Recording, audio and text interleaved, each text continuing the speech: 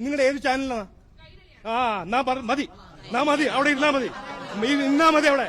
ചോദിക്കരുത്, നിങ്ങൾ ചോദിക്കരുത്. ഇല്ല, ഞാൻ മറുപടി തരില്ല. ഇന്നലെ ഒരു ആഗോള അയ്യപ്പ സംഗമം കഴിഞ്ഞ ദിവസം സർക്കാർ സംഘടിപ്പിച്ചത് അത് പൂർണ്ണ വിജയമായെന്ന് സർക്കാർ അവകാശപ്പെടുന്നുണ്ട്. ഞങ്ങളുടെ എല്ലാ ആഗ്രഹം എന്ന് പറഞ്ഞാൽ അയ്യപ്പത്തിന്റെ പേരിൽ ആര് എന്തെങ്കിലും ചെയ്താൽ അത് നന്നായി നടക്കണം. പക്ഷെ നമ്മൾ കണ്ടത് ഇന്നലെ നമ്മൾക്ക് എല്ലാവർക്കും അറിയാം. അപ്പോൾ അവരുടെ പ്രൊപ്പഗൻഡ നിങ്ങൾക്ക് വിശ്വാസം ഉണ്ടെങ്കിൽ ഓക്കെ. പക്ഷെ ഞാൻ സംഗമത്തിനെതിരെ ഒന്നും പറയാൻ ആഗ്രഹിക്കുന്നില്ല. ഞാൻ ആദ്യത്തെ ദിവസം മുതൽ പറയുന്നത് ഇവർ ചെയ്യുന്ന അതിന്റെ എന്താണ് അവരുടെ ഒരു മനസ്സിൽ എന്തിനാണ് അവർ ചെയ്യുന്നത് എന്നാണ് എന്റെ ഒരു ചോദ്യം. അന്ന് എന്തുകൊണ്ട് അവർ സ്റ്റാലിനെ വിളിച്ചു, അതുകൊണ്ട് ഞാൻ അന്ന് പറഞ്ഞ കാര്യം ഇന്നും പറയുന്നു. ഇതിപ്പോ നമ്മൾ ഹമാസിനെ ഏൽപ്പിക്കോ, ക്രിസ്ത്യാനിയോ ജൂതന്മാരുടെ ഒരു വിശ്വാസ പ്രോഗ്രാം നടത്താൻ ഏൽപ്പിക്കില്ല.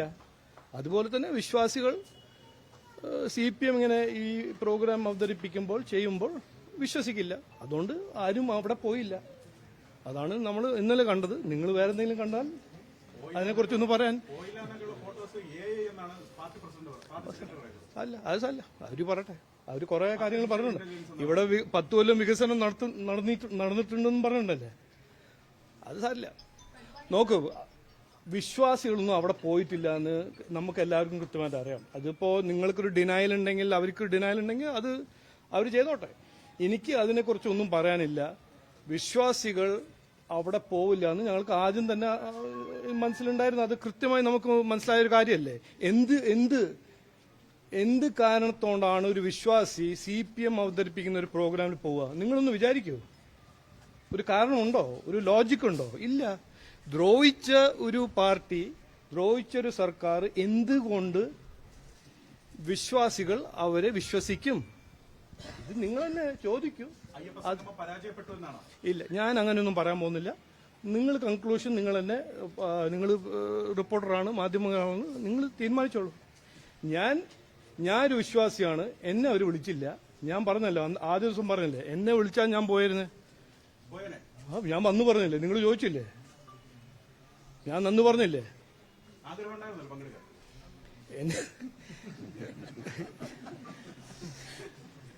നീ എന്തിനാ എന്നെ കൊണ്ട് എന്തെങ്കിലും പറയിപ്പിക്കുന്നത്? നോക്കൂ, നാളത്തെ പ്രോഗ്രാമിന് ഞാൻ പോകുന്നുണ്ട്. എന്നെ വിളിച്ചു, ഞാൻ പോകുന്നുണ്ട്. അവിടെ എല്ലാ വിശ്വാസികളും പോകുന്നുണ്ട്. കേരളത്തിൽ നിന്നാണോ തമിഴ്നാട്ടിൽ നിന്നാണോ കർണാടകയിൽ നിന്നാണോ വിശ്വാസികൾ അവിടെ പോകും. കാരണം അവർക്കറിയാം ഇത് ഈ ഓർഗനൈസ് ചെയ്യുന്ന ആരാണ് അവർക്കറിയാം. വിശ്വസിക്കുന്ന അയ്യപ്പ ഭക്തന്മാരാണ് ഓർഗനൈസ് ചെയ്യുന്നത്. ഇത് രാഷ്ട്രീയത്തിനല്ലല്ലോ അവർ ഓർഗനൈസ് ചെയ്യുന്നത്. ഇന്നലെ നടന്ന പ്രോഗ്രാം അത് ഒരു ഓപ്പർച്യൂണിറ്റി ആണെന്ന് എല്ലാവർക്കും അറിയാം. അതാണ് ഞാൻ അന്നും പറഞ്ഞു, ഇന്നും പറയുന്നു. അത്രേ ഉള്ളൂ. നോക്കൂ, ഇതെല്ലാം നോക്കുന്നു. ഇതെന്തിനാണ് ഓരോരോ വേണ്ടാത്ത കാര്യങ്ങൾ. ഒരു സർക്കാർ ഒരു എഴുതുമ്പോൾ ഏത് മുഖ്യമന്ത്രിക്ക് എഴുതിയാലും ആ മുഖ്യമന്ത്രി ആ പ്രോഗ്രാമിന് ഗുഡ് വിഷസ് അയക്കും. അപ്പോ അത് ട്വിസ്റ്റ് ചെയ്തിട്ട് വേറെ എന്തെങ്കിലും ആക്കേണ്ട ഒരു ആവശ്യമില്ല എന്നാണ് ഞാൻ പറയാൻ ആഗ്രഹിക്കുന്നത്. നിങ്ങൾക്ക് അത് വേറെ, അത് യോഗിജിന്റെ ഒരു എൻഡോഴ്സ്മെന്റ് ആണ് നിങ്ങൾ കാണുകയാണെങ്കിൽ നിങ്ങൾക്ക് ഓൾ ദി ബെസ്റ്റ്. വേറെ എന്താ പറയണ്ടത്? അത് 100%. ഒരു സർക്കാർ, ഒരു സ്റ്റേറ്റ് ഗവൺമെന്റ് ഒരു ലെറ്റർ അയച്ച് ഒരു ഇൻവൈറ്റ് ചെയ്താൽ, എന്നെ ഇൻവൈറ്റ് ചെയ്താൽ ഞാൻ പോകുമെന്ന് പറഞ്ഞില്ലേ. അപ്പോ സംഗമത്തിനെതിരെ ഞങ്ങളൊന്നും പറഞ്ഞിട്ടില്ലല്ലോ. അയ്യപ്പ ഭക്തന്മാരെ വിളിക്കാൻ ആരെങ്കിലും ആഗ്രഹിക്കുന്നുണ്ട്, ഒരു സിൻസിയർ ആയിട്ട് ആത്മാർത്ഥമായ ഒരു പ്രോഗ്രാം നടത്തുകയാണെങ്കിൽ അതിനെതിരെ ആർക്കും ഒന്നും പറയാനില്ല.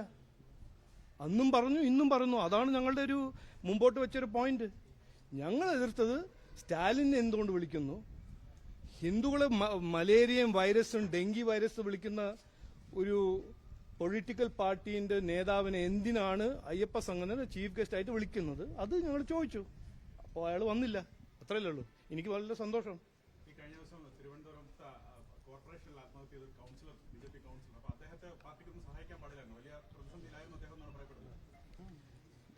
ഇന്നലെ ചെയ്ത് പിന്നെയും തുടങ്ങുന്നുണ്ടോ?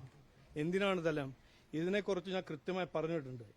അദ്ദേഹത്തിനെ ഇന്റിമിഡേറ്റ് ചെയ്തിട്ട് ഞങ്ങൾക്ക് അതിന് തെളിവ് കിട്ടിയിട്ടുണ്ട്. ആ വിഷയം പാർട്ടി കൃത്യമായി അതിന് നടപടിയെടുക്കും. ജസ്റ്റിസ് ഫോർ അനിൽ ഞങ്ങൾ അത് നടപ്പിലാക്കുമെന്ന് ഞാൻ കൃത്യമായി പറയാൻ ആഗ്രഹിക്കുന്നു. ഇതിന് നിങ്ങളും ചില മാധ്യമക്കാർ ഇന്നലെ അതിന് ട്വിസ്റ്റ് ചെയ്യാൻ നോക്കി. ഇതിന്റെ സത്യം എന്താണെന്ന് ഇനി വരുന്ന ദിവസത്തിൽ നിങ്ങളെല്ലാവരും കാണും. ഞങ്ങൾ മുമ്പോട്ട് വെക്കും. ജില്ലാ നേതൃത്വം പറയുന്നത് CPM ആണ് ഇതിന് പിന്നിൽ എന്ന് പറയുന്നു. പോലീസ് അത് ഞാനിന്ന് പറഞ്ഞല്ലോ. ഞാൻ പറഞ്ഞില്ലേ? അതിലെന്താ? ഞാൻ പറഞ്ഞു. അതാണ് സത്യം. 2 ദിവസം മുമ്പേ CPMന്റെ ഒരു കൗൺസിലർ ഞങ്ങൾ എക്സ്പോസ് ചെയ്തപ്പോൾ ഇതൊരു പുതിയ CPMന്റെ സ്ട്രാറ്റജിയാണ്. ഡയറക്റ്റ് ആയിട്ട് ഒരു ലീഡർ അല്ലെങ്കിൽ പ്രവർത്തകനെ ഡയറക്റ്റ് ആയിട്ട് ഇന്റിമിഡേറ്റ് ചെയ്യാൻ നോക്കുന്നത്. അദ്ദേഹത്തിന് നോക്കൂ, ഇതെല്ലാം ക്രിമിനൽ ലോയിൽ പെടുന്ന കാര്യങ്ങളാണ്. ഇതെല്ലാം ഇന്റിമിഡേറ്റ് ചെയ്തിട്ട് സൂയിസൈഡിൽ ഡ്രൈവ് ചെയ്യുന്ന കാര്യം ഒരു നിസ്സാര കാര്യമൊന്നുമല്ല. അതിനെ ഒരു പൊളിറ്റിക്കൽ സൗണ്ട് ബൈറ്റ് ആക്കി മാറ്റരുത്. ഇത് സീരിയസ് ആയിട്ട് ഞങ്ങൾ എടുക്കുന്നത്. അതിന് ഞങ്ങൾ ചെയ്യേണ്ട കാര്യങ്ങളെല്ലാം ഞങ്ങൾ ചെയ്യും, കൃത്യമായിട്ട് ചെയ്യും. ഞാൻ പറഞ്ഞല്ലോ. അത് ഇന്നലെ കരമന ജയൻ പറഞ്ഞില്ലേ?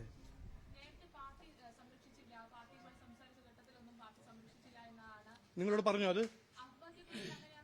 അത് നിങ്ങൾ കണ്ടുപിടിക്കും ആദ്യം. വേണ്ടാത്ത കാര്യങ്ങൾ അങ്ങനെ പറയരുത്.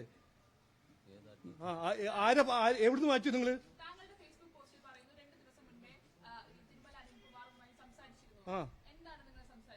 ഞങ്ങൾ നിയമം കൗൺസിലിന്റെ മീറ്റിംഗ് ആയിരുന്നു. അവിടെ എന്താ സംസാരിക്കുക? ഒന്നും സംസാരിച്ചില്ല. നിങ്ങൾ ഓരോന്നും ഉണ്ടാക്കി പറയരുത്.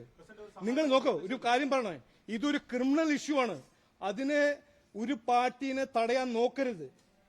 ഇത് CPM ചെയ്ത കാര്യങ്ങളാണ്. നിങ്ങൾ അതിനെ CPMനെ പ്രൊട്ടക്ട് ചെയ്യാൻ നോക്കരുത്. വേണ്ട, എനിക്ക് പറയാൻ ഒരു ആഗ്രഹമില്ല. നിങ്ങളിങ്ങനെ നുണ പറഞ്ഞ് CPMനെ പ്രൊട്ടക്ട് ചെയ്യാൻ നടന്നാൽ ഞാൻ പറയാൻ ആഗ്രഹിക്കുന്നില്ല. ഞങ്ങൾ ഇനി പറയുന്ന കാര്യങ്ങളെല്ലാം ഇനി 2 ദിവസം പറയും.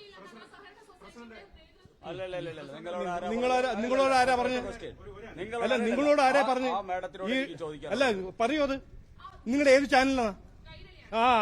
മതി. അവിടെ ഇരുന്നാ മതി. അവിടെ ചോദിക്കരുത്. നിങ്ങൾ ചോദിക്കരുത്. ഇല്ല, ഞാൻ മറുപടി തരില്ല. ഇന്നലെ ഒരു സൂയിസൈഡ് ചെയ്ത കൗൺസിലറാണ്. മനസ്സിലായില്ലേ? നിങ്ങളിങ്ങനെ നുണ പ്രചരിപ്പിക്കരുത്. പിന്നെ ഇല്ല.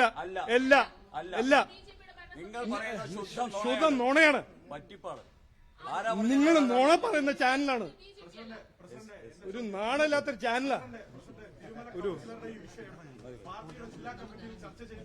അല്ല, മരിച്ച ഒരാളെ കുറിച്ച് ഇങ്ങനെ പറയുന്നത് നാണില്ലേ നിങ്ങൾക്ക്?